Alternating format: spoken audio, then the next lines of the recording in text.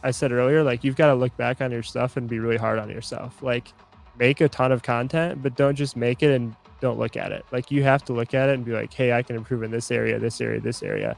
And you have to be totally unbiased. Like you can't, if you're going to improve, like you can't be soft on yourself.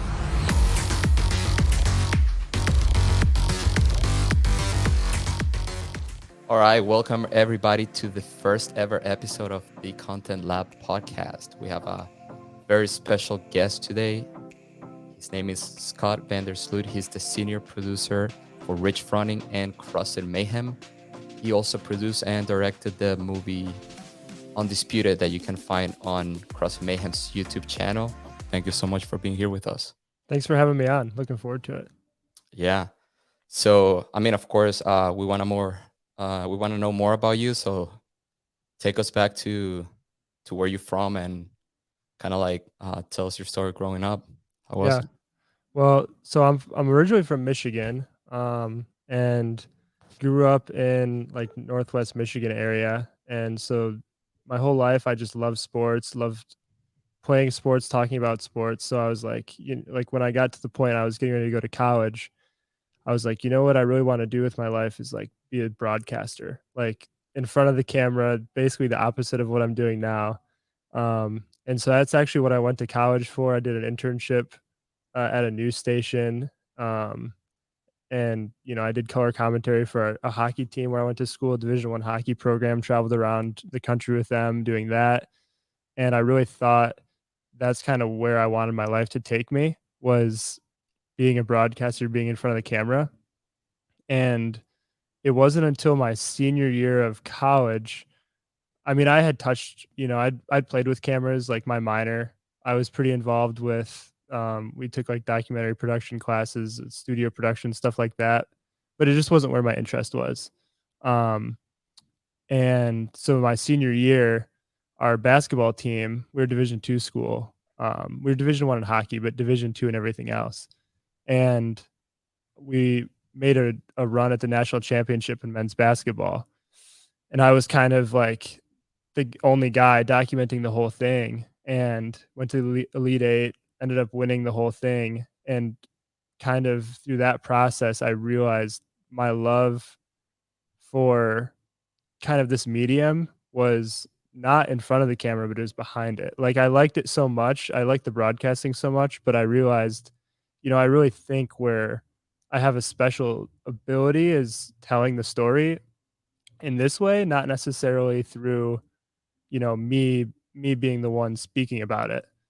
Yep. And that kind of took me to, you know, where I went to after that. I'm sure when we touch on some failures later on, that's kind of where the story goes next. But that's how I got interested in this profession. Yeah.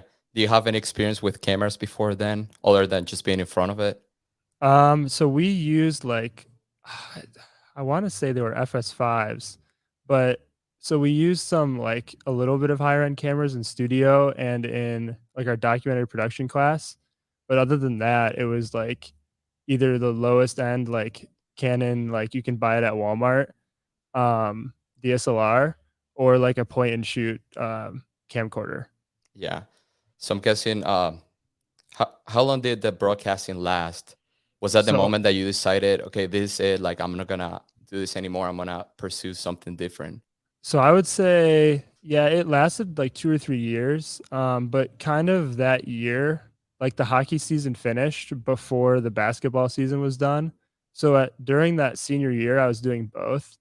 And it was somewhere during that time when I kind of realized like, hey, I'm a little more interested in this behind the scenes stuff than being in front of the camera.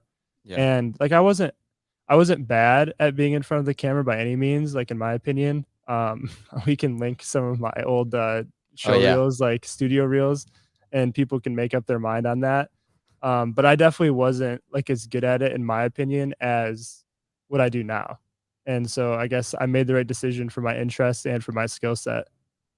There you go. Yeah, that sounds great. So how do you get started with shooting and storytelling and all that? Like, did anybody, like, do you have somebody that kind of like taught you, like inspire you, kind of like led you to, pursue Um, that? so kind of I mean, so my buddy Harrison, who worked at Ferris State at the time, or he still does, but he was a What's his last name? Watt, Harrison Watt. Okay, yeah, he left a question for you. Yeah, shout out to him. Actually, I'm in his wedding later this year.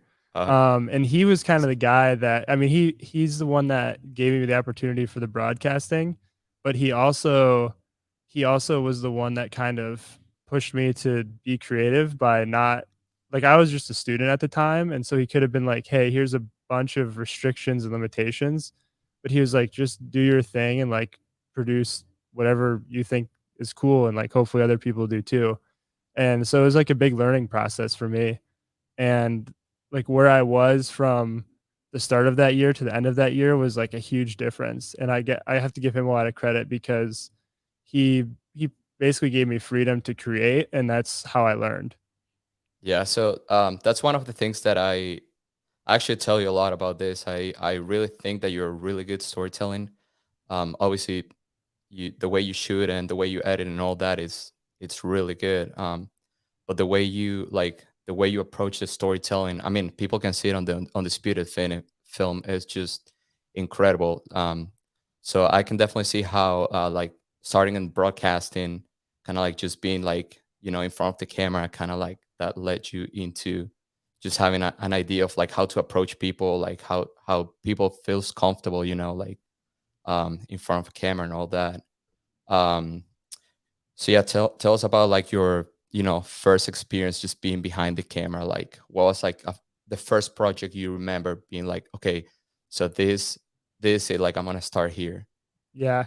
Well, so even before that, so the summer before that summer, or sorry, the summer before that senior year was when I did my internship at the news station. And so it was like me and the other intern that were in the sports department, like we would go out and we'd shoot highlights that would go on the news that night. So we're doing a ton of shooting.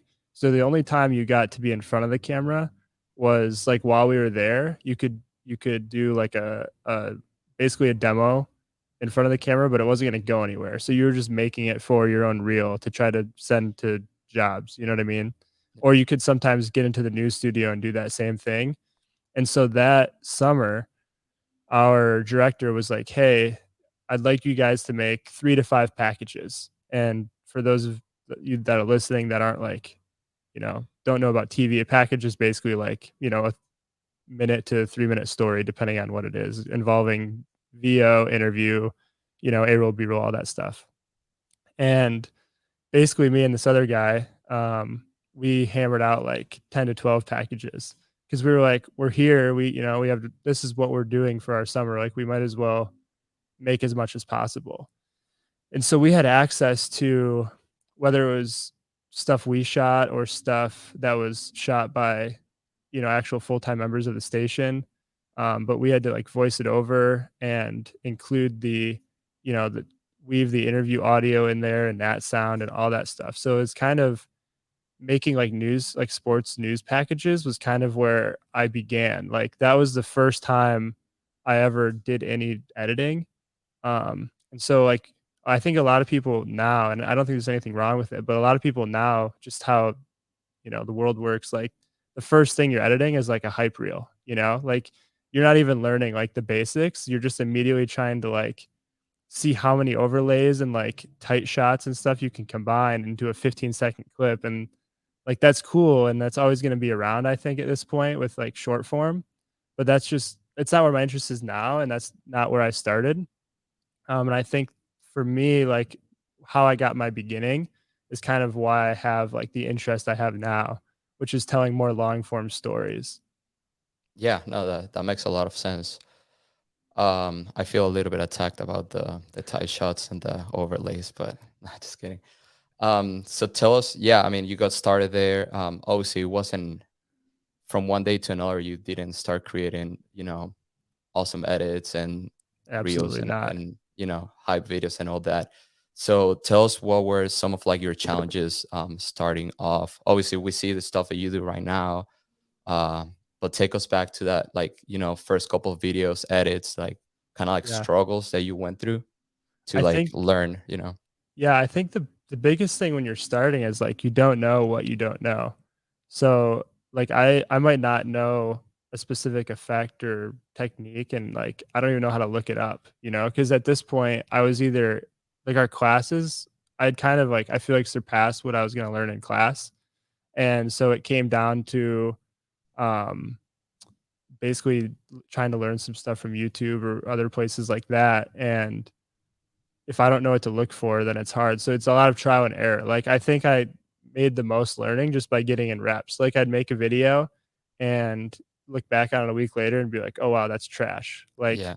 you need to maybe do this differently next time. And over the course of maybe you make 50 videos, and as long as for me it was about like really looking back on it and being very harsh with myself and like critical of like, hey, this was not good here. Let's try to do it better next time, and that sort of thing. Whether it was shooting, editing, After Effects stuff, any of that, um, where I felt like, oh, this portion of the video got super slow. Like you could have sped it, like pacing of the storytelling, stuff like that. And it was just, I think, over the course of doing it a bunch and really being hard on myself, that I was able to improve, little by little. Yeah, that's funny because I feel like that's kind of like the way I started. It's almost like a fake it until you make it kind of thing. Obviously at first little to no idea about how to shoot and edit and all that, but I was kind of like so obsessed with like the whole learning experience, just watching YouTube videos over and over, and just going out and shooting, and then kind of like bringing the footage back and starting editing, and just realizing like this is not good, like I gotta Mhm. keep shooting. And that's kind of like the way I got better, just shooting more, like getting Yep. out, asking friends, just like, hey dude, let's go with the skateboard, let's go to the beach, and let's try to shoot something, and then get back home and try to figure out like how to do the speed ramps that you see on YouTube, how to color grade and all that. And then like, okay, it's not good. Like you kind of like learn from your mistakes, do go back, do it again until you kind of find that, that balance of like, okay, I kind of know what I'm doing. Now I can start like approaching people and being like, hey, I think I can do this for you. Let's talk more about like how I can make it happen. Yeah, I think And that's huge. Like, it's not gonna happen overnight, Like, I think definitely a lot not. of people want it to, but it just I mean, I'm sure there's Yeah. people way more talented than me that are like, "Oh, yeah, I figured that out in 2 months or something," but that wasn't my reality, and I think that's not most people's. Yeah, no.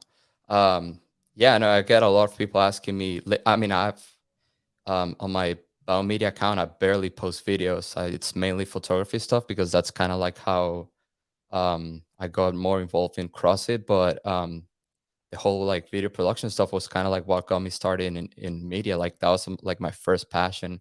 So people ask me all the time, like, dude, how like I just saw your whatever your reel, like how do you do to like so fast, like you how do you learn so fast? And in my mind I'm like it took a while. It's just I mean, I'm obviously there's people that post a lot of cooler stuff than me, but it did take a while for me to like learn how to do all that. And of course like CrossFit, like whenever I got involved more into CrossFit, it was more photography, so I don't share much of my video stuff. But yeah, it took a while. And as we're about to talk, a lot of like failures and like challenges, like and doubts too, because I mean at the end of the day, like there's always that feeling that it's not good enough. Like um I don't think I should post this because it's not good enough. The other thing um I'll say too is like along that process, a big thing I always have battled with, like until I mean, not where I'm at now, but it was always like, man, my gear isn't good enough. Like, imagine what I could do with like this gear and that gear. And I'll say, obviously, too, there's always an exception to the rule, but for the most part, like you can make good stuff with not the best gear. Like, I my first year of like creating content, I was filming on like a nice-ish like a point and shoot camcorder, and yeah. like the stuff. I mean, I look back on it now, I'm like, man, this is trash in terms of like a storytelling perspective. But for me, I was getting better that year, like with that gear, and I wasn't ready for the best at that time. And so I think another thing is like you don't want to wait to start until you can have something really good. Just like use what you have and start creating because you're not going to get better unless you just get reps under your belt. No, I agree. And I think it's also very something I learned early on is to actually know my camera, know how to do everything manual, like my ISO 180 rule, keeping the shutter speed where it should be for perfect motion blur, um, knowing, aperture and all that, color grading. I feel like a lot of people try to skip that step and just kind of like go for it. Like, let's make it happen. I think definitely, early on, that's super important. Just learn your Yep. camera, learn the settings, learn how to shoot, and it's just gonna, take you to like that extra step. Okay, now let's talk about some of like kind of like the failures early on, some of those challenges that you had to go through.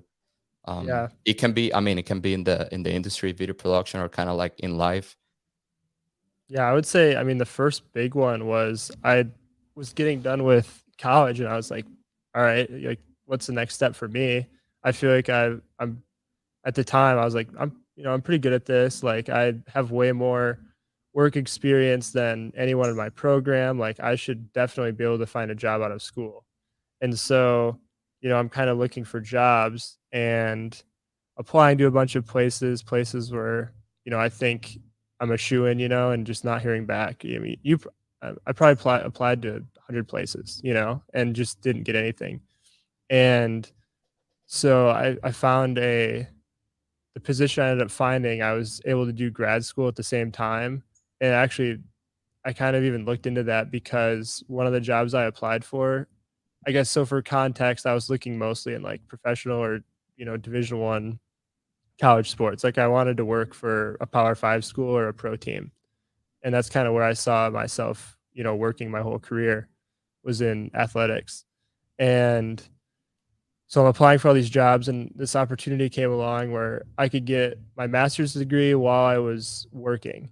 And I I knew I had a good chance to do it. Like I had an interview, it went really well. And um, I had another job or two that had basically told me before, like, hey, you'd be a really good fit, but we need to hire someone with a master's degree for whatever reason. That was just what they had to do. And so in my head, I'm like, all right, let me just suck it up for a couple years, take care of this, and then I can try to get into the full time field after that. Because clearly, like, either that's what they're looking for, or I just am not good enough yet. And there's a bunch of other people way more talented than me. So I basically had to take like in my head what was like a huge step back. Like I'm not advancing into my career. I'm just gonna do this little half step. And in reality, what it was for me was a chance to, I mean, I might never use my degree, like that's kind of whatever, but it was a chance for me to get my foot in the door somewhere else where I could continue, like I said before, just get reps and reps and reps. And we had so many teams and I had the chance, creative freedom again. So like I got more experience basically like scheduling out content, running the whole department essentially because it was like me and a couple of student interns that worked underneath me and just had a chance to get all these reps. And that was kind of like what seemed like a failure at first. It really turned around and like I'm really thankful that I had that experience because I don't think I would have some of the skill set I have now, not even like creatively, just like managing people and like a content calendar and all that sort of stuff, publishing calendar, if I hadn't done that. Yeah, no, definitely. I feel like some of those failures kind of like either can you can approach it two ways. Just kind of like say, yeah, I applied here, didn't happen, and kind of like just stay there, or use that failure to as motivation as well. That's kind of like what happened to me. Just kind of like, obviously, every time something was happening, some kind of failure, I was trying to use that and make it something that will motivate me. Like, okay, I didn't get this job, or X, happened. I'm gonna use this to like learn, and to, in the future they'll make either the same mistake, or I mean, just use it as a learning experience, pretty much. Um, so in those questions I was putting on Instagram yesterday, a lot of people were asking, how do you get involved with CrossFit Mayhem? I think that was the number one Yeah. question. So So yeah. that's a fun story. So that actually ties into like another failure for me, actually. So I get done with I had a 2-year contract where I was. So basically when I finished grad school, my contract was up. So it would have been up in like 2020, end of May. And of course, 2020, we all know what happened, like COVID, everything got shut down. So I'm in South Dakota with our wrestling team, and it's nationals, and everything gets canceled. We go home, and basically, like, we have to work remotely. So I lost out on 3 more months of like creating content and adding stuff to my reel. And I'm in the midst of like trying to get jobs. So at that time, I was applying for a ton of jobs. I felt like I had a really good chance this time around of getting them. And I'm sorry, I'm getting interview after interview with these bigger D1 schools or a professional team, whatever it may be. And it always came down to like, hey, we're actually not going to end up hiring this position because of COVID. And that just kept happening. There was only one out of like 5 or 6 jobs I was a finalist for that they actually hired somebody else. All the other ones, they said, because they started the process before COVID and then it happened and they just weren't going to fill the position. And so that was really bad. Like, it was to the point where I was basically gonna, and there's nothing wrong with this, like, it's just not my interest. I was gonna work for like a local like production company and like make small business commercials, and that's not where my interest is in. But I was gonna ride out COVID basically, um, doing that. And I don't remember exactly how it happened, but someone had said, "Hey, like CrossFit Mayhem is looking for a video producer," or whatever they posted the title as. I don't remember. And I was like, "Oh, that'd be kind of cool. Like, let me apply to this." Like, I'm never gonna get it, but because everyone's going to apply to CrossFit Mayhem, Yeah. Were like you involved in the CrossFit community at that point? Like, were you doing CrossFit and I stuff? did. Like, I started CrossFit in 2015. okay, so Um, you knew what CrossFit Mayhem and all that. But, okay. yeah, yeah, yeah. So I started CrossFit in 2015. We actually had, when I was in college, we had a club sport. It was called Barbell Club, and we competed against other universities in CrossFit. So I started right when I got to college. And so anyway, fast forward, and I just think, there's going to be 300 people plus applying for this job. Like, I know I'm talented, or I thought I was, but there's definitely someone out there with more experience, more skills, all that stuff. Um, so I applied to the job, and I think it was like a couple days later, maybe, or maybe a week later. I don't remember the timeline exactly, but I got an email back from Rory. Basically, he wanted to set up an interview, and I was like, "Oh crap! Like, this could happen." And so we set up the interview. I talked with him and basically got done with that. And he was like, "Hey, like, we'd really like to have you down to Cookeville to see if this is a good fit." And so came down to Cookeville, met the whole team, got smashed in a workout by Rich. Um, I was able to basically solve a problem for them. Like, they'd been shooting, this was early days of like the Mayhem Athlete videos, like the ones on Sugar Wad, not any of the creative stuff, but the ones on Sugar Wad. And this was in probably July when I visited. I was hired in August of that year, but it was probably July when I visited, and they had these videos they'd been shooting since like May, and for whatever reason, like, they didn't have like a good workflow for editing them. And I was like, "Well, if you just do this, this, and this, like, we can turn them out really quick." And he's like, "All right, well, can you like work on it for like half a day?" And I was like, "Yeah, sure." And I worked on it for like 6 hours and made like, 10 times the amount of videos that had been edited Yeah. for those, and like the whole time that they had the like shooting them. And so I think that was like a big sell, is like they had a problem and I had a very clear way of solving it. And yeah, so that's kind of how it went. Like, I got invited down, it was a good fit. I was able to solve their problem, and yeah, I got the job. Yeah. So at that point, who was in the media team? Was it just Ben It was and just Ben. Dre? Like, well, so Dre had already moved over to full-time apparel. And so Okay. Ben was literally doing everything, and that's why those videos could never get edited. Um, it's just he didn't have time. Like, between he was doing the job of like 4 or 5 people Yeah. probably. So Yeah. That's crazy. So yeah, talking about how in 6 hours you knocked out a lot of their content. Um, One of the things that really impressed me when I first worked with you, and I mean also with Ben and Bennett, is how efficient you guys are with the time and like how focused you guys get. when it comes to, like, we have to get this done today, Yeah. we're gonna do whatever it takes to get it done. um I tell people sometimes, but I guess they don't. I mean, they actually don't get it because they were not in that situation. But working with you guys, at the games or at Wadapalooza, it just kind of like blew my mind how you guys go. I mean, obviously you have a very awesome workflow, like what you're doing, but the moment that you guys are like, okay, we're gonna, sit down, we're gonna edit this video, it's gonna drop tonight or in the morning. You guys, literally whatever it takes to get it done. Um, and I mean, people don't get it. You guys are doing the work. I mean, it's three of you guys doing the work of, like, I don't know, maybe like a crew of 6 or 7. Like Yeah. it almost looks like you guys are running carts and there's somebody in a van editing. But I'm Yeah. like, no, it's just all three of them shooting, and then we go back to the hotel room and just get to work drinking Dr. Peppers and Bangs and B10s Yeah, that was your until first chance to meet us was at the game. yeah. Yeah. Yeah, I mean, to say the least, it was it also helped me a lot, like kind of like a motivation type of stuff. Like, dude, like this is how it works, like you gotta get things done. People are waiting for a video to get released in the morning, for photos, like athletes want to post their photos. Yep. CrossFit Mayhem want to use the photos to, like, do little recaps and all that. So yeah, I mean, obviously a great experience, and something that, just since I worked with you guys, it's kind of like helped me, like, um understand better, like how to find that workflow, that like time management, and get things done quick, and also with quality. Like, obviously you can go the quick route and then kind of like low quality, but obviously, I mean, everybody has a chance to watch the YouTube videos. The quality's Yeah. there.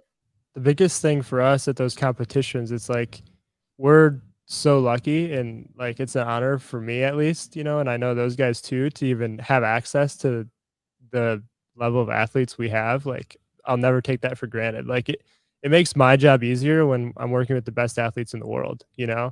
And so to be able to like get share their stories and get out like the really sexy footage of them like doing their thing at the games or a semifinal or whatever it may be, like as fast as possible. I know like we know people want to see it, right? So we just have to get it to them. And if the only thing standing between that happening and not happening is like a little extra work, like we're always gonna put in the hours to make sure that stuff gets out on time. And Yeah, honestly, like, it's kind of like a weird, like, addiction, I think. Like, when we haven't had an event like that for a while, like, you start to like, I wanna be awake at 4:30 AM, like, can barely keep my eyes open just churning out a video. yeah, Like, so it'll be fun when semifinals come around and we get to do that again. yeah. For those that are watching or listening, that kind of like don't get the idea of like what I'm talking about. So it's pretty much waking up in the morning, day one. They shoot all day. We're shooting all day.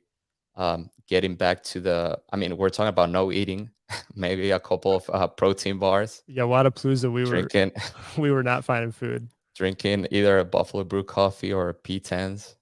Um, and then just getting back to the hotel at night and just edit for them. Obviously, edit until the video's done. Going to sleep at maybe 3 a.m. and then waking up the morning after at 6 a.m. to Yeah. make sure the video is gonna be, like the premiere and all that. It's gonna be uploaded. Just making sure the video is fine, and then shoot again and repeat for 4 days. If it's the games, repeat for 6 days. So Yeah. that's kind of how it works for the Mayhem Media team. Obviously, the work that Ben and Bennett do with you, it's incredible. And also Jen Yep. in the whole social media, making sure she's also like kind of like she helps us with the whole like support system. She's always Yeah. like, or at least for me, I work very closely with her with the photos and all that, and it just kind of helps me a lot. How she's always on top of schedule. Yeah, she's like the Like, glue that holds the whole thing correct. together. Yes, yes. I feel like without her, it could get messy It'd be because 3 morons with a ton of yeah, caffeine plus you exactly. running around, yeah. Yeah. I So think that's a Jen, big thing too is, like, utilizing everyone's skill set, you know what I mean? correct. Like, talk about us putting out these videos, like, the whole team has to do it, like, at the games, for example, it's like, "Hey, Bennett, all I need you to do is just crank out workout edits. Just make edits and, like, Ben, you edit the vloggy stuff, and I'll tie the whole thing together at the end and make the whole episode like make sense basically. And so we chunk it up that way, and that's kind of how it's possible. And then obviously we don't have to post anything to anything but YouTube, just delivering content to Jen. She can share that throughout the day. And so I think that's the biggest thing is like being able to identify everyone's like strengths and weaknesses as a part of a team. And everyone has to be on board with that. And, Yeah. that's how we work the best. Yeah, sometimes I don't get it. She's managing like 10 things at the same time while telling us what to do, go to this floor, do this, do that. And then she posts all this awesome stuff. And Yeah. yeah, I feel like everybody, as you said, everybody's got their strength and everybody has a good workflow to know like, okay, you're gonna be doing this, you're gonna be doing that. Going back to that, whenever you said that, you know, obviously you got the job, how was working out with I mean, you've been doing CrossFit since 2015, so you Mhm. obviously had a very good idea of like how important Rich Froning and CrossFit Mayhem was for everybody. So obviously you have a big role. You're gonna be producing videos for pretty much the biggest name in CrossFit. So how was like the first experience? Like the first meeting Rich for the first time, kind of like shooting their videos for the first time, editing all that. Just Yeah. take us back to that. Well, so the first time I met Rich, was up at the barn, and basically we did a workout together. It was like echo bike, double unders, sandbag carry. I think that was it. But it was like, all right, this is going to be like 6 to 8 sets. And I'm like, all right, so 6 sets for sure. And so the last set, I'm like pushing the pace, really trying to sell out. And if like anyone that follows the content or has heard anyone talk about it, like if Rich says 6 to 8 sets, it's never going to be six. It's always going to be eight. And maybe it'll be 10. And so and we're going 1-to-1. And this was like off season for him. So he didn't care that I'm just way more unfit. And he got a little extra rest because this was the games for teams were canceled at this point. Um, so anyway, I paced for 6. It goes 8. I get smashed. That was my first experience with Rich. So that was fun. But the first time I got to actually shoot stuff for him, um, I don't remember it might be the very first video I did. At least the first like higher production video. We went to a triathlon in Knoxville, and it was like me, Rich, Chase, Rory did it. Um, Ben did the triathlon. Basically, we had a lot of people doing it, and I was like one man band. And so I was like super stressed out. Like this is my first opportunity to make like a vloggy video for them. Cause you gotta think like when I first got there, I was hired to solve the problem of these Mayhem athlete videos. So the first month, like Rich joked about it whenever he even saw me. I was locked away in the office for like 10 hours a day. I edited like 1,000 videos in the first like 4 weeks I was there, and like built a Vimeo site and uploaded all of them. So that was my job. And in order to do the creative stuff, I had to solve this problem and like do it quickly. And so the first time I got out of the cave, as Rich would say, um, was for this triathlon. So it was like a ton of pressure. I'm like, I know I can do a really great job with this content, but I just have to execute. So I'm running around with like one camera on a gimbal, another camera on like a monopod with a long lens, trying to get some pictures when I can. I've got like a drone, which I flew, I think, for the first time that day. I never had flown a drone before. I was trying to manage like 3 GoPros, and somehow it all worked out. We posted a video, and to this day, I don't know how it happened, but the thing just went crazy. It's got like 300,000 views. It was like Rich Froning versus triathlon. Like I clickbaited the heck out of it, but I was like, I really want people to watch this video. Um, Pretty good first impression. yes, and so I think at that point, like I was fortunate that it did that well. Like I could post it today and it might get 300,000 views, but it might also get 50,000 views. Like you just don't know with the YouTube algorithm sometimes. And so it worked out well that my first video just went crazy, and I was like, "Oh, okay, like I've confident now, like I can do well." And that also showed them like, "Okay, we can like get a decent amount of views off of this stuff." Yeah. Yeah, that's awesome.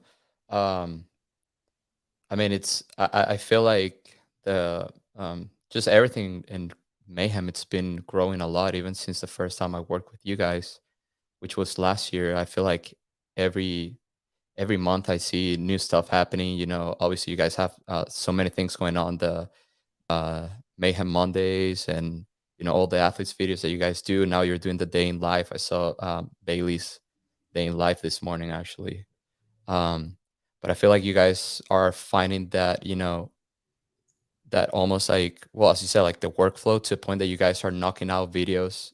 It looks like you guys have a crew of 7, and in reality, it's only 3 of you guys. So what's the difference from being pretty much just you and Ben to now having Bennett, and now you guys are hiring somebody else? Do you also feel like, there is a lot of growth ahead and all Yeah. that? Yeah, I think this year, like, so my first year it was just me and Ben until I was hired in August of 2020, and we had Bennett, I believe, would have been like early May of 2021. And so kind of only had him for like semifinals in the games, but at the same time, like he was new and we're just kind of like onboarding him to the whole process. So this year, and I guess by year I mean like season, is the first time that he's like we have him, he's familiar with everything, all of our processes, and like ready to go full throttle. Like, so everything we practiced at Rogue or Wadapalooza, like now we're able to apply it to the real season. And so I think this year is the first time where we can really execute on like a lot of plans that we wanted to do last year, but we just didn't have the firepower for. And so yeah, he's been a huge, huge addition to the team. And it kind of goes back to like the team, right? Like we have Ben is kind of like the day-to-day content guy. And Bennett is, he's working on Mayhem Athlete as well right now, but we're trying to fill a position for that. And once that's done, he can kind of join me as like help a lot with the long form stuff. And so like being able to have this team is huge for us to be able to put out what we do put out. Yeah. I was just thinking about the film Undisputed. So, um, obviously most of us saw it, but how was the process of making the film? Like whenever you guys were at the games, do you know you were gonna be making a film? Kind of like, the whole story of Rich winning the games again for the, I think, ninth time. Is Yeah, that right? ninth. Yep. So do you already have an idea if that's what you guys were gonna be doing? Because honestly, I mean, I work with you guys like at the games, and I did not know. Maybe it was a secret. Yeah. Um, I would say like I knew I wanted to do something. yeah, Um, so after Mac, we did like a first Road to the Games episode for like a Mayhem Athlete Road to the Games, and it had a bunch of interviews and like it turned out really well. And so I made two more, and so I knew I wanted to do something like that for the games, um, but kind of just it just grew into like a little bigger project than I initially had thought. Like the day after the games or the day after we got back to Cookville for the games, like we shot all the interviews. And so I kind of had the foresight to do that before everyone left. But I wasn't 100% sure what I wanted to do with it. I just knew I wanted to have a kind of an all inclusive, like all of our athletes that we kind of covered through Road to the Games, like include them in the CrossFit Games, like a higher production video than like just the regular BTS.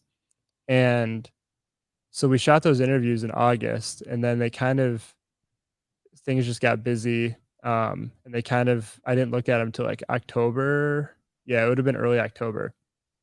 Um, and at that time, like I didn't know 100% what it was going to look like, but I'd started the process of like putting this whole thing together, and then it just grew and grew into what it became. yeah. No, the film was incredible. How do you approach the whole storytelling part of it? Because obviously you had all these clips Yeah, from the whole week. You had all these interviews, and now you have to make a film. Now you have to make something that's gonna. That I thought the way it started was great with Rich Froning Senior. yeah, So how do you approach just having all these clips, all these ideas, all this interviews? You have Rory obviously with like as an asset to you have his yep. voice. What Tell me just how everything like the first idea started. Yeah. Actually, I'll I'll go back to the start, but I'm gonna start in the middle first. Okay. So the senior thing, I love that intro. So what happened with that was like he actually does clean the trophy before they take it to Madison. Like it's something he does. and I think it was before the games, and someone's like, "Hey, like, senior just cleaned the trophy." I was like, "Wait, he did what?" And they're like, "Yeah, he cleans the trophy before we go to Madison." I was like, "Man, I would have loved to film that." Like that in my head, right before I was like before they went out for the last event in the video, it would like show him cleaning the trophy. And later on, obviously, I had the idea to put it earlier. But so we basically just reenacted him cleaning the trophy. So that was pretty funny. Um, but yeah, the process is basically like, at the games, we're getting all the footage during events. I'm trying my best with the access we have to try to get athletes' thoughts, like about events, about how the week's going after events, stuff like that. Just knowing that it'll play well later. And then, after the games, you kind of have an idea of the different storylines that happened. And that's where either Rory, um, like him and I will work pretty closely together, develop, questions, and we'll interview all the athletes. So once we have the interview, for the most part, you have all the pieces you need for the puzzle. Now you just have to put it together.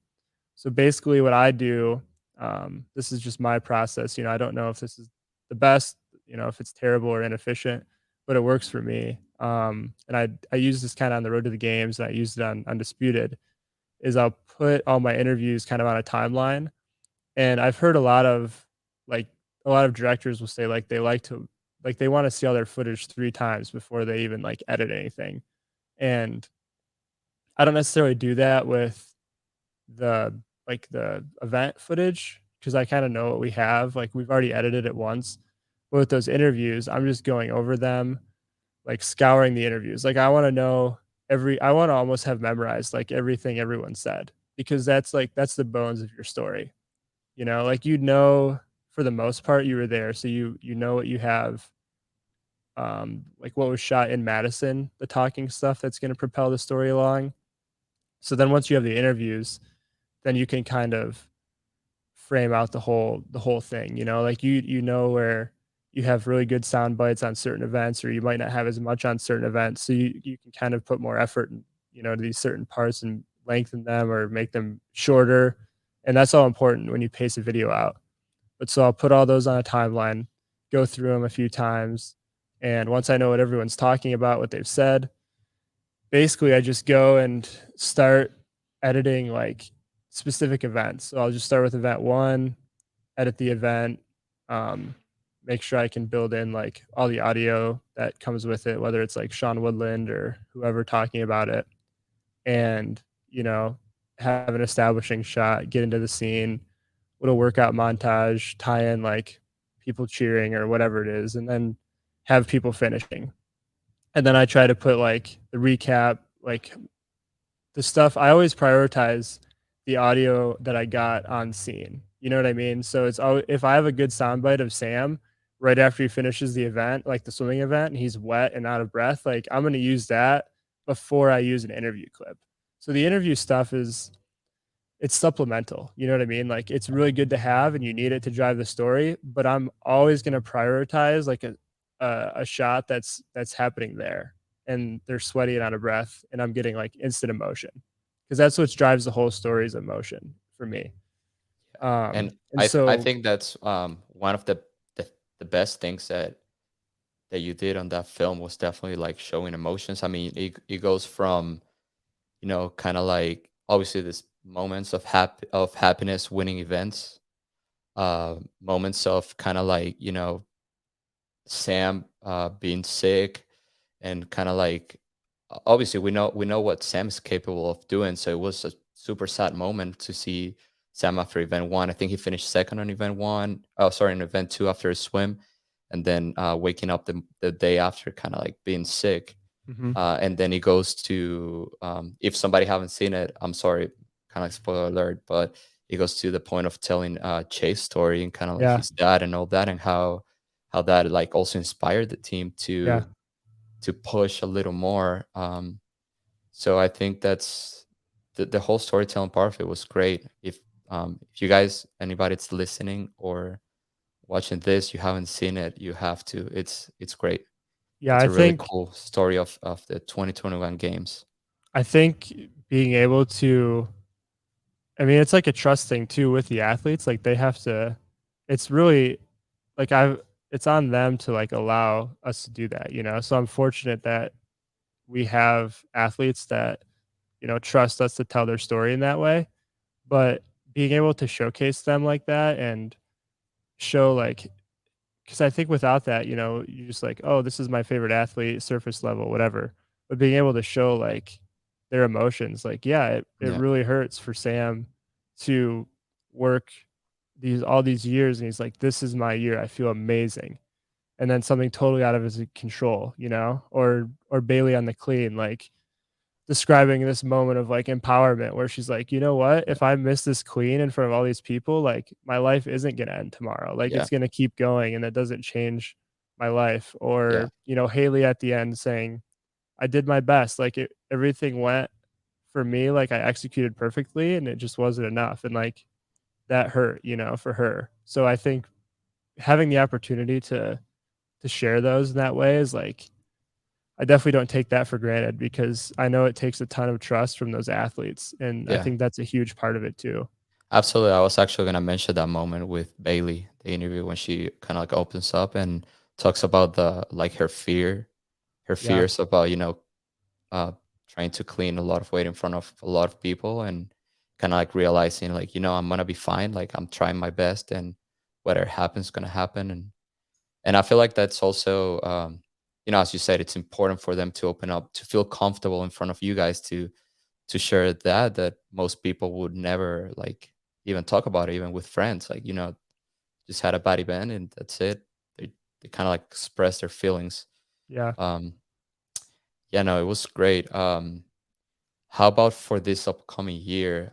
What do you guys have in the plans? Whether it's semifinals, yeah. CrossFit Games. I mean, I guess so.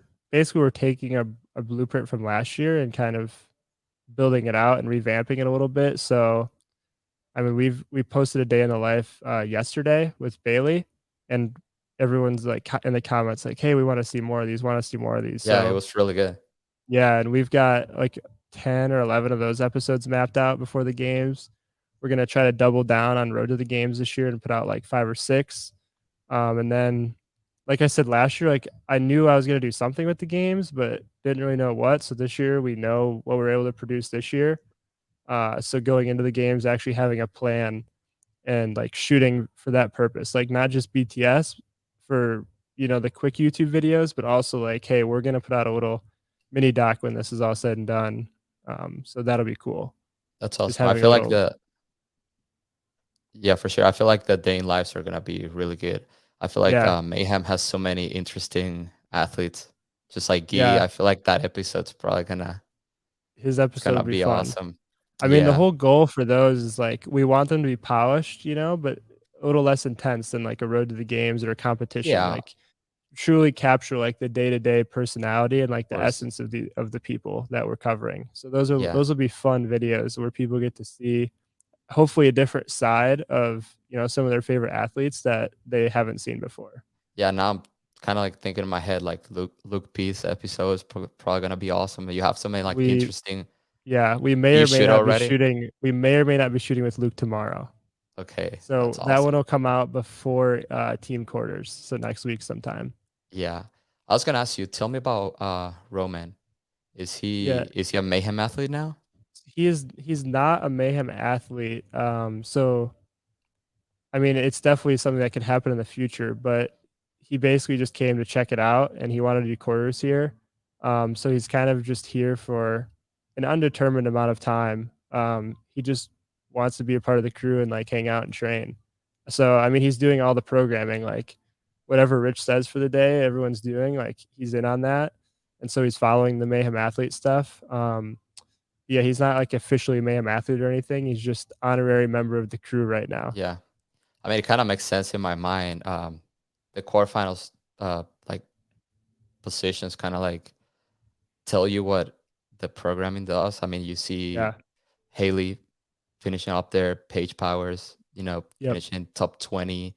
You have Tyler, you have Key, you have so many, you know, people just performing very well. Yeah. So it kind of makes sense in my mind that, more of those athletes from overseas will want to come here and train with Rich. Um, so quarterfinals done. Oh, also I forgot to mention you and Ben. Are you guys the fittest camera people in the world? Is If that Dre official? if Dre still counts as a camera guy, he's got me beat for sure. So Yeah. it'd be Dre and Ben, but I'd like to think I'm somewhere in the top 10. Okay. Somewhere in I the mean, top 10 is, I think, pretty safe, hopefully. I just can't think of anybody else. I mean, obviously, Hero and Mars are pretty fit, but I don't know. Ben is up there with the best of just overall, like not cameraman, just Yeah, people. he's very fit. I've got to Yeah. give a shout out to Richard Bloomer. He's a friend of the crew as well, and he was in town shooting for CrossFit. He was filming Haley for quarterfinals, and I got him to hop in on event 3 of quarterfinals with me. It was like the running rope climb wall ball. He subbed out ring muscle ups for rope climbs, and I probably would have fallen off my pace like crazy on the runner, but that dude was like sprinting his shuttle run, so I had to hang tight, and we finished at like the exact same time. So he Yeah. was very very sneaky fit.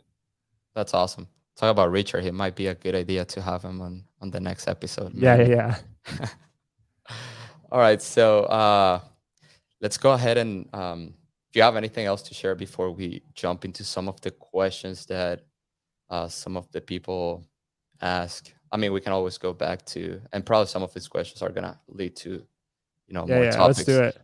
Let's All do right, it. let's do it. So first, this guy, he's from Spain. He was the one of the first questions. Media Losny, Daniel Lozano.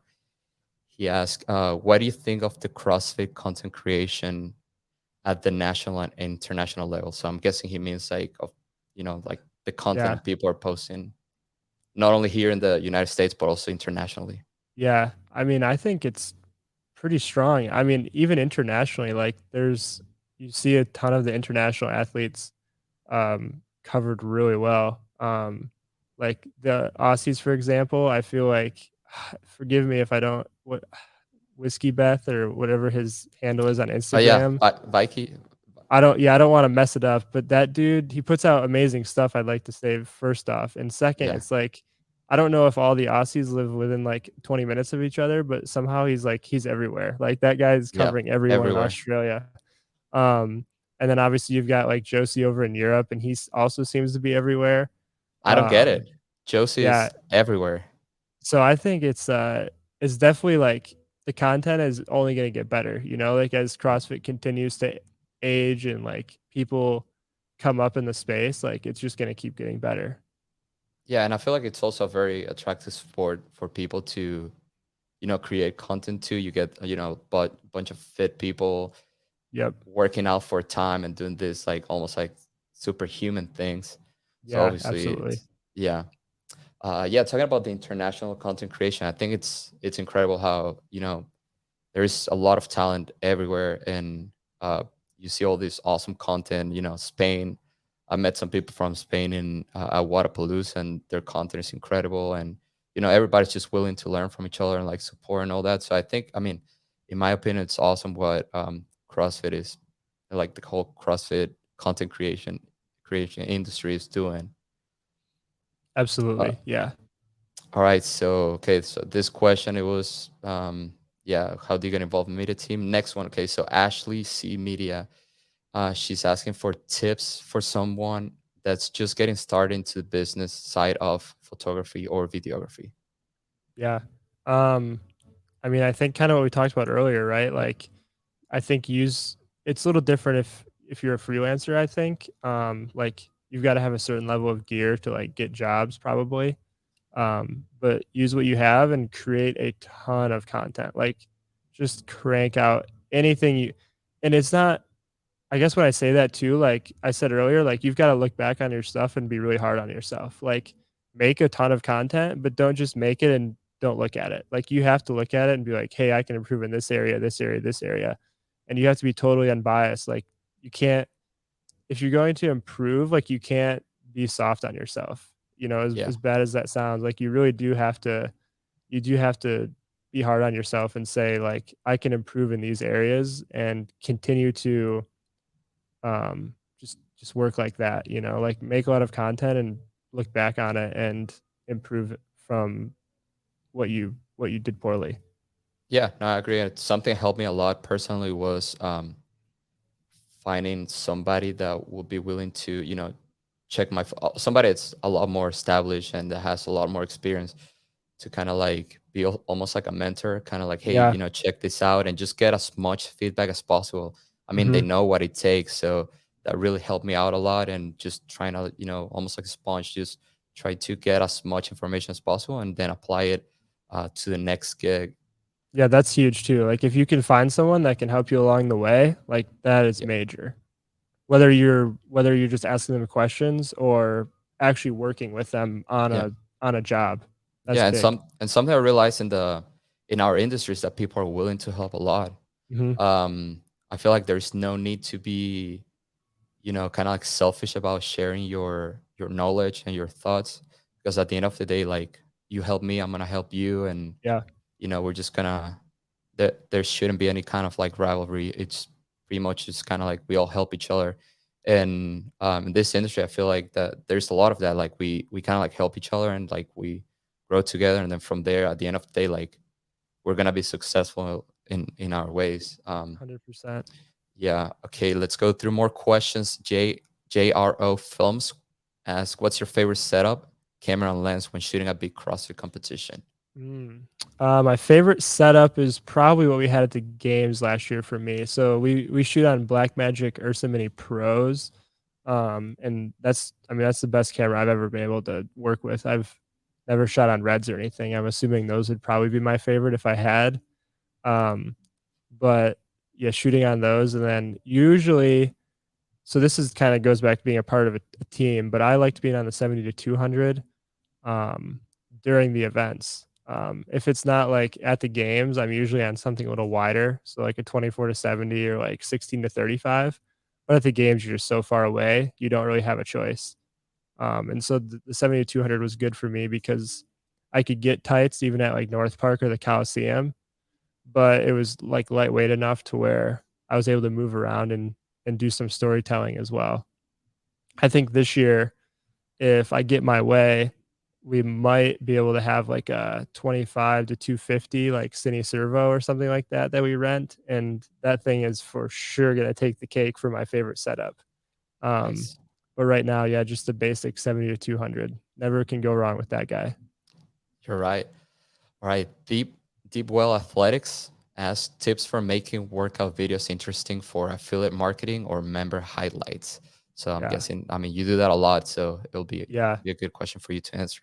I mean, it goes back to storytelling. Like if you're trying to market your affiliate, like find someone in there that has a great story, whether it's weight loss or just general health improvement or and share their story. Like follow them around, film them doing the workout, shoot a little interview, and put it together. Like in my mind, like if I'm looking for a gym and one of these gyms can have a member saying, "Hey, this is a great environment.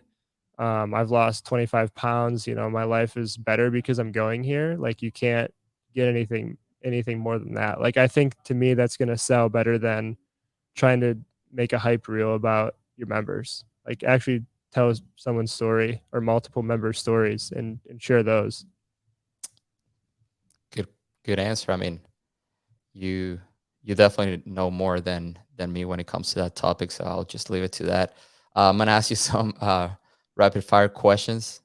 Answer the first thing that comes to mind. You don't have to say why and all that, just kind of like All what right, comes to mind. All right. If you had to spend a day working out with somebody, would you rather do it with Rich or Haley? Rich. Okay, then we'll go to the why. Would you rather go to head in a workout with Angelo or Luke P? Ooh, Angelo. Okay, Nikon or Sony? Sony. Good answer. I was gonna end the broadcast if you would have said something different. Okay, spend 7 days in a room with Bennett or Ben. Just you two. You Ben, can go out. 100% Ben. Okay. Bennett would I'd have to kill him. Okay. Favorite Mayhem athlete to shoot. Gee. Favorite movement to shoot. Ooh. Oh, see, this one's hard. Hmm. Snatch? Okay, probably that will be my answer too, because you said gi before. I'm thinking about his snatch at the games, Yeah. and I was like, okay. Favorite competition or venue? Oh man, I have to go to the games. Just the biggest stage. Yeah, and most memorable moment since you started shooting for Mayhem. It can be personally or whatever, a clip that you had or Um, something. I think the first one that comes to my head is that thruster event when Rich and Andrea won that event at the games. That I mean, it's hard to explain how electric it Yeah, was in that Coliseum when that happened unless you were there. Like, yeah. yeah, it was that was special. I almost, yeah, it was almost hard to focus, take pictures. Yeah, That moment. If for whoever saw the undisputed film, the um, the cover photo, it's actually after that event yep, when Rich finishes the last thruster with Andrea. And I mean, I've never seen Rich that pumped up. You no, probably have seen I him haven't. before, but I yeah, haven't seen anything like that. Yeah. it was an incredible moment. All right, let's go back to that first question. Why Rich instead of Haley? I think so Haley is just a different breed, you know? Like she's gonna pressure you into doing way more fitness than you want. The first time actually, I have been a victim of doing pressured into Haley workouts a few times. And the first time we went up to the barn, this was in 2020. Went up to the barn. She was prepping for stage one. Yeah, it was 2020. Went up to the barn to film like a Friday workout video, just gonna like montage it because it was leading up to the games. We didn't want to give away like her times in any workouts. And I think Ben and I both went up there. I'm not sure why both of us. Maybe one was gonna take photos, but there was no one for her to work out with. For some reason, everyone was out of town, and she was like, "Well, Ben's here. Like he can shoot the workout. Like you have to do it with me." And it was a back squat and pull up workout, or it was back squat and chest to bar. And the weight I should have used based on what she used was like 225, but I went 185 and I did pull ups instead of chest to bars. And she still beat me by like 5 minutes. Yeah, I've heard it's not very fun to spend a day with Haley. So I Yeah, kind I of, think I mean, I not think very I fun when it comes to the amount of the fitness you're gonna be fitness. doing. Yeah, Yeah, don't take it the wrong way, I but think I might be able to talk Rich into giving me mercy, maybe. But okay, yeah, Haley, Haley won't. she'll kill me with all the workouts. Nice, nice. Um, what do you have? Uh, what do you think it's gonna be the remainder of the season for the Mayhem athletes? Like, are you excited to see like anybody you have in mind that you think it's gonna, surprise a lot of people or any Um, teams?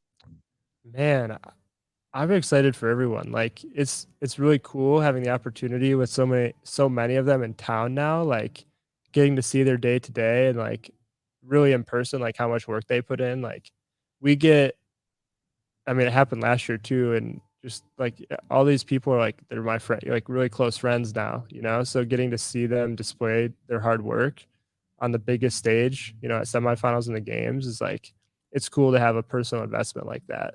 So it'll be fun to see a lot of the Cookville crew competing probably in one of those first 2 weekends, and then the plan is to go to Brazil. We've got among others, but our in-house, we have Victoria here on the women's side, Guy on the men's side, Augustine's down there, you know, the rest of the Mayhem Latam squad. So it's gonna be fun to see all those stories unfold. Yeah, there is a lot of talent out there. Just that Mayhem Latam is just a bunch of very fit people. So Yeah, um, I wouldn't be surprised if at the games this year you have a lot more people than last year when it comes to Mayhem athletes. yeah. I mean the goal I think we had in the 50s last year, and Jake Lockard, our director of programming, like right after the games, he's like, I want to get 100 next year. So Yeah, we'll see how close we can get to that between, you know, age groups as well as indie team, all that stuff. It'd be yeah. pretty And cool. Ben is trying to make it to semifinals, right, with that team. Yeah, so I mean, they're pretty much a shoe in to make semis. It's not like for athletes at their level, like all four of them are either did qualify Indy for semis or are very close. So as a team, like they're pretty much a shoe in to make it. So their goal, I guess, is to go top 5 at their semi and get to the games. In which case, we won't have Ben working with us at the games. That was gonna be my next question. What would Yeah, happen? Because I feel like Ben is such an important part of the media team at Waterpalooza. He's yeah, doing all the interviews. yep, I mean, his editing workflow too is fast, it's efficient. yep. So We're, I what do you mean, have in mind for that? I got to go through the Rolodex and call in some hired guns. I think for this year, if we don't have Ben, that's the Yeah, only option. yeah, yeah. All right, we've been on for over an hour. Uh, it's been really fun. Anything you want to add on to anything we talk about, like any plans you have in the future for Mayhem, any cool ideas that you have planned, or I mean, what can people expect from Scott Vander Sloot's future and all that? Um, I mean, just keep an eye on the YouTube. There's a lot of cool stuff coming this year. The team is growing. If you want to work with us, we do have a job opening right now for a studio producer. And other than that, like we've got a lot of cool projects this year. Um, some big ones I can't even like talk about yet. Very, very secretive stuff. But yeah, we're gonna take it to the next level this year, I think. And I mean that's always the goal, but I think this year and next year, or this year and leading into next year should be some crazy stuff coming out from our Yeah, group. I'm personally excited to see what you guys got in the works. Where can people find you? Where Instagram, obviously, it's the handle. There's Yep. right there. Yeah, that's really the only Anywhere thing I else? use. Okay. No, that's all I use. I used to use Twitter. I still scroll on there, but I don't post anything. Yeah. So I How put about some of my how work about on my Instagram. yeah? How about Mayhem? Where can they find all the work that you guys put in? Yeah, you can find that Mayhem Athlete on Instagram or Rich Froning on Instagram, or of course our YouTube. Just search CrossFit Mayhem and pops up. Awesome, Scott. Thank you so much. Episode 1. So I hope to have you back eventually. We'll Yes. expand a little more conversations. Maybe we can talk about some of those plans that you have in the future you cannot talk about. Whenever Yep. those are released, maybe we can bring it back and talk about that. And it's been awesome. Thank you so much for being on episode 1. Everybody else that wants to see more about Scott's stuff, there's his Instagram right there at Scott Vander Sloot, all the Mayhem YouTube, Instagram, and all that. Thanks everybody for tuning in. Stay tuned for episode 2. We might or might have not mentioned the guest name in this podcast. So I believe all this stuff is going to be also on Spotify and all the streaming platforms. I'm not very knowledgeable about that, but I believe that's what's going to happen. So thanks for tuning in. And anything you want to say, Scott, for everybody out there? Just thanks for having me, Carlos. It was fun. Awesome, buddy. All right. Have a good one, man. See ya.